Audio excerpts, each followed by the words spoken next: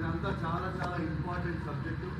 దయచేసి electronic media, print media, నిన్న TSPC వాళ్ళు ఇచ్చిన కౌంటర్కి నేను మొన్న హైదరాబాద్లో మాట్లాడి చేసిన గ్రూప్ 1 ఎగ్జామ్కి అతిపెద్ద కుంభకోణం ఈ రాష్ట్రంలో జరిగింది. వందలాది కోట్ల రూపాయలు చేతులు మానేయని కూడా నేను చెప్పింది. నిన్న వాళ్ళు రిప్లై ఇచ్చారు. ఆ రిప్లై మీద నేను మాట్లాడదలుచుకున్నా. ఖచ్చితంగా అడ్డంగా దొరికిపోయారు.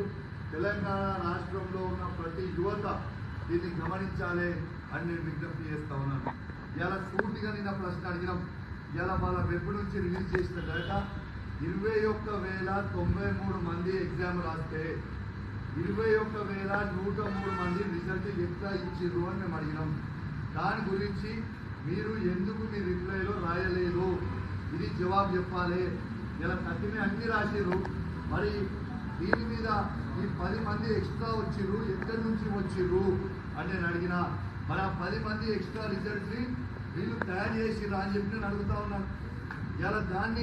ఇలా జవాబు చెప్పలేదు. ఖచ్చితంగా ఇది ఒక పెద్ద స్కామ్ అని చెప్తా ఉన్నా. ఎగ్జామ్ రాసిన నంబర్ కంటే ఎవరైనా ఎక్కువ రిజల్ట్ ఇస్తారండి. 101% ఇది ఒక పెద్ద స్కామ్ అని మీ అందరూ కూడా తెలియజేస్తా ఉన్నాను.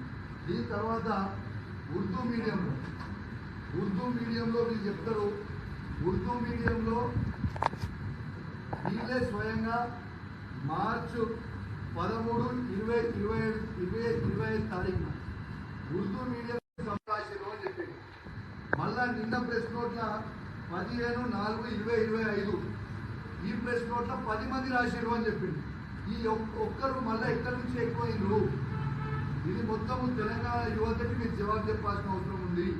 ఇది అఫీషియల్గా వాళ్ళ వెబ్ నోట్ మాత్రమే, మేమేం కొత్తగా తయారు చేసింది కాదు.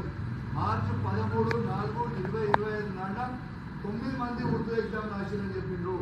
15/4/2025 10 మంది రాసిండ్రు అని చెప్పిండ్రు. మరి ఆ ఒక్కరు ఎక్కడి నుంచి పెరిగింది అనేది ఖచ్చితంగా వాళ్ళు జవాబు చెప్పాల్సిన అవసరం ఉన్నది. దీంతో పాటు హాల్ టికెట్ నంబర్లు వీళ్ళు చేంజ్ చేశారు. అసలు హాల్ టికెట్ నంబర్ అనేది ప్రిలిమ్స్కి ఏ ఎగ్జామ్ హాల్ టికెట్ నంబర్ రాసినా same hall ticket number, mains రాసినప్పుడు కూడా సేమ్ అదే హాల్ టికెట్ నంబర్